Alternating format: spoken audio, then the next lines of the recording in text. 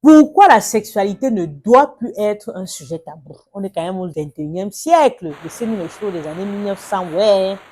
Hello, hello, bienvenue, on va s'expliquer. Aujourd'hui, je voudrais qu'on parle d'un sujet qui est très important, le tabou qui entoure la sexualité dans nos familles, dans nos sociétés. Pendant longtemps, on nous a fait croire en fait qu'il ne faut pas parler de sexualité. Et on nous l'a fait croire pourquoi? Parce que dans notre éducation, ce sont des choses que les parents n'abordaient pas clairement. J'avoue quand même que bon, mon père était quand même un peu moderne. Donc, il nous parlait, mais ça se résumait à le sexe n'est pas fait pour jouer. Et ma mère disait toujours que les garçons vont vous tromper. C'était bon pour eux comme ça. La question que je souhaite vous poser, c'est que quand les adultes se taisent sur des sujets concernant la sexualité, alors qu'ils sont dedans, alors qu'eux-mêmes ils étaient enfants, ils sont devenus adultes aujourd'hui, on ne leur a pas parlé et ils voient comment ça les dose. Quand ils ne parlent pas, c'est pour que qui parlent en fait. Voilà la vraie question. Et donc, il faut savoir que le silence qu'il y a autour de la question de sexualité dans les familles n'empêche pas le fait que les enfants se posent des questions, n'empêche pas le fait que les adolescents se posent des questions. Et quand ils se posent ces questions, à votre avis, vous pensez qu'ils se tournent vers qui pour avoir les informations? Vous pensez qu'ils viennent payer ma consultation de sexologie? Non,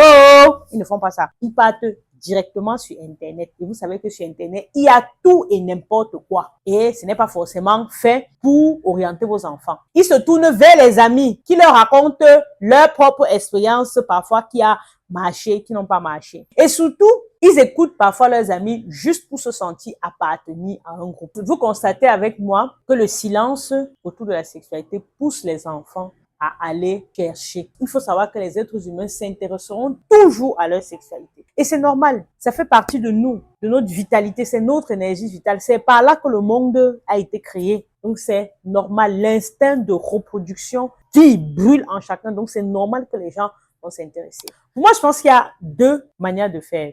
Soit on continue à garder le tabou, à dire que non, on ne parle pas de ça, à trouver que c'est grossier et nos enfants vont toujours chercher à s'informer et ils vont aller chercher les mauvaises informations aux mauvaises personnes. Soit on assume de mettre de côté nos peurs, parce que je sais qu'il y a énormément de peurs, énormément de croyances qui entourent ce sujet, et on décide d'éduquer, de prendre le temps d'informer, de prendre le temps de transmettre nos propres expériences, de transmettre des processus, des méthodes, des outils, une pédagogie pour que nos jeunes puissent se retrouver dans leur vie sexuelle, qu'ils puissent se préparer à démarrer une activité sexuelle qui sera épanouissante pour eux. Moi, j'opte pour cette deuxième option. Si cette vidéo t'a plu, je t'invite à t'abonner et à partager. Surtout ici, je te montre comment tout est lié. Comment le fait de prendre soin, le fait de protéger l'enfant, c'est préparer l'adulte épanoui, tant dans son intimité sexuelle que dans sa vie relationnelle.